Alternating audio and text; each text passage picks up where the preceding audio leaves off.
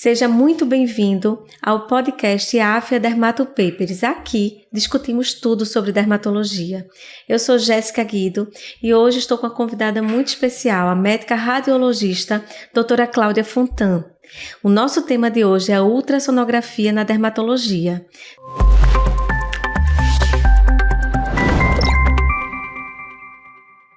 E hoje a gente, sabe que a ultrassonografia, ela sempre foi utilizada na área médica, ela comumente é solicitada, mas que nos últimos anos, em relação à dermatologia, em relação a doenças e até cosmetria, a gente tem utilizado e solicitado bastante.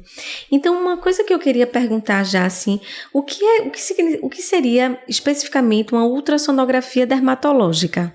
Boa, é uma ultrassom normal, né? Um aparelho que a gente usa normal, um transdutor, bota o gel, mela, o paciente deita ou fica sentadinho. É um ultrassom normal. A grande diferença é que a gente precisa de uma tecnologia de muito alta resolução para ver essas camadas mais superficiais da pele, né? E a ultrassonografia, ela começou a ser utilizada na medicina, como é a história da ultrassonografia? É uma história linda. Eu até trouxe uma ilustração para mostrar aqui, que lá na Segunda Guerra Mundial foi aprimorado o uso dos sonares, né? Então, os navios tinham os sonares que eles emitiam som, aí identificavam o anteparo que eles queriam, seja um submarino, um iceberg, e esse som voltava com essa informação.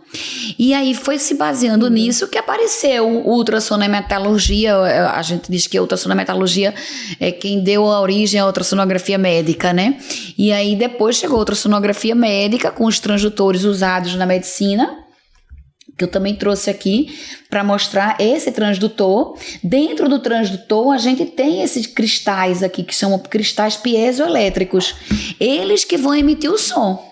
Então eles emitem um som, esse som bate no anteparo e volta para a gente e a máquina decodifica ele em forma de imagem.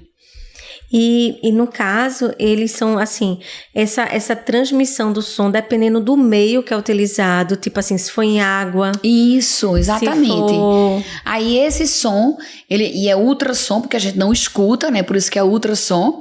Ele vai, bate no anteparo e volta. Dependendo da distância, que a gente consegue medir a distância, de onde saiu o som, foi e voltou, né? E também a intensidade do tecido. Então, se volta muito eco ou se volta pouco eco. Isso vai caracterizar os tecidos. Eu lembro de uma aula que você mostrou não sei se você trouxe essa imagem, de uma paciente numa banheira.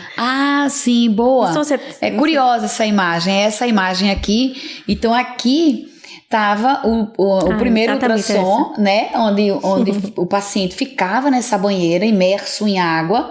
Era um aparelho enorme, né? Era um aparelho que ocupava uma sala inteira, né? E ele ficava mergulhado, abraçando lá o que ia emitir, ia receber o som dele. Era bem, bem engraçado isso, né? E hoje a gente evolui, o paciente fica confortável, deitado, né? Aqui a gente tem vários transdutores, dependendo do que eu quero ver, endocavitário, abdômen, a pele, né, o pé, uma articulação. Então a gente vai trocando esses transdutores dependendo da região do corpo que a gente quer avaliar.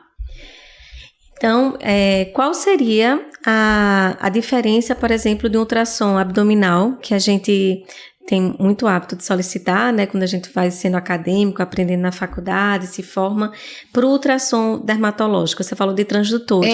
Seria... Isso, no ultrassom abdominal, como para ver o fígado, os rins, né, a bexiga, ou no ultrassom para ver o bebezinho na gestante. Então a gente usa um transdutor com a resolução mais baixa. Perfeito. Porque quanto mais baixa a resolução, mais ele penetra. Né? Então eu vou ter uma resolução baixa, mas em compensação eu vou penetrar e ver as estruturas mais profundas. Como eu quero ver a derme, que é uma estrutura superficial, então eu tenho que aumentar essa frequência, né, para a resolução aumentar. Em contrapartida, eu penetro menos. Então, se eu quero ver uma área, um tecido mais superficial, eu quero uma frequência maior. Um tecido que é mais profundo, eu pego uma frequência menor. E é importante saber disso, porque de como a gente vai pedir o exame. Exato. A gente tem que pedir um ultrassom dermatológico de alta resolução e sempre com Doppler colorido.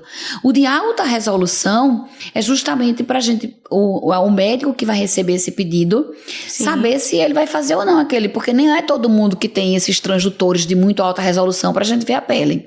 Aí, de repente, você pede um exame e vem um ultrassom de partes moles, não vai dar a resposta que você estava querendo saber.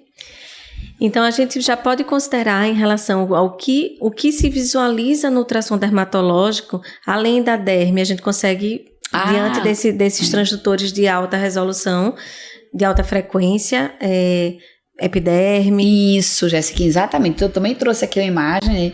Eu sou suspeita para falar, mas eu acho muito bonito. A gente tem aqui essa linhazinha hiperecogênica que a gente chama bem branquinha. Ela é a epiderme. Essa outra camada aqui, que é um cinza bem clarinho, né, quase um branco, também a gente chama de hiperecogênica, é a derme, rica em colágeno. Então a gente vê essa ecogenicidade menor do que a epiderme, que é rica em queratina, né? Por isso que a gente vê ela bem branquinha. E aqui embaixo, tudo isso aqui de baixo, é o subcutâneo.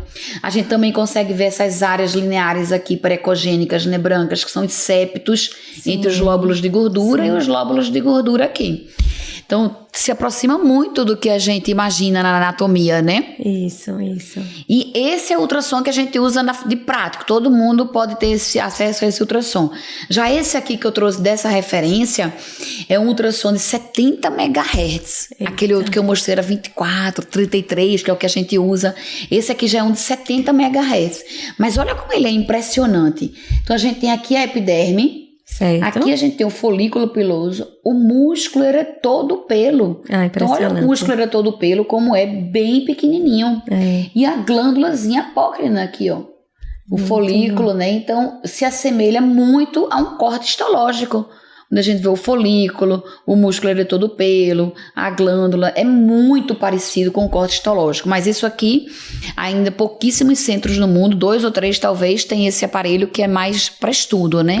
Ainda não é de uso clínico disseminado, E como analisar uma imagem de ultrassonografia? Assim, como seria para a gente analisar áreas hiperecogênicas, anecoicas, né?